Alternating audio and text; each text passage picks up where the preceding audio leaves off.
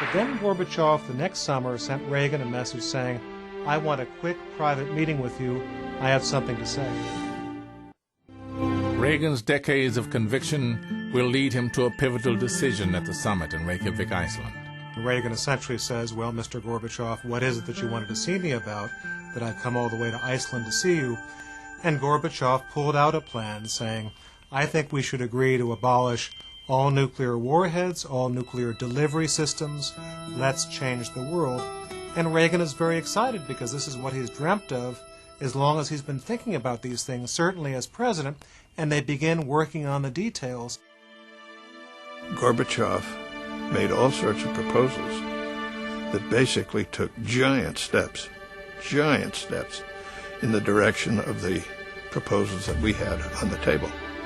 President Reagan sort of sat there taking in the chips. Of course, our reaction was, "This is terrific. Keep coming." Nobody that I know of in the Congress was prepared for what the discussion that took place at the summit. And frankly, I don't think either Reagan or Gorbachev were prepared themselves. So Reagan has to deal with this amazing dilemma. A Soviet leader is offering him the chance to abolish the nuclear danger in the Soviet Union and the United States, which he had wanted for such a long time. But the cost is going to be to give up something that Reagan also wanted, which was the development of SDI. I remember Gorbachev saying to the president, "If we destroy all the ballistic missiles, why do you want to have a strategic defense against them?" And the president said, "Because people by this time know how to make them, and you can never tell, some rogue state may get them, and then we need an insurance policy, and you'll need it as much as we do." Reagan decides that the price of sacrificing SDI is too great. He turns Gorbachev down. The public saw Reagan and Gorbachev stalking out of that building, and some of them thought there was even going to be some kind of a new Cold War because these were two leaders who were obviously parting in anger. Gorbachev said something like, "I don't know, Mr. President, what more I could have done."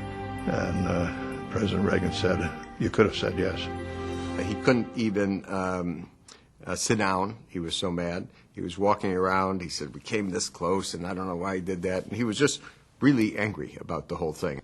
There was a stubbornness to Reagan when he thought he was right. And the more you sort of pushed him, the more stubborn he became. The General Secretary wanted wording that in effect would have kept us from developing the SDI for the entire 10 years. In effect, he was killing SDI. And unless I agreed, all that work toward eliminating nuclear weapons would go down the drain. Canceled. I told him I had pledged to the American people that I would not trade away SDI. There was no way I could tell our people their government would not protect them against nuclear destruction.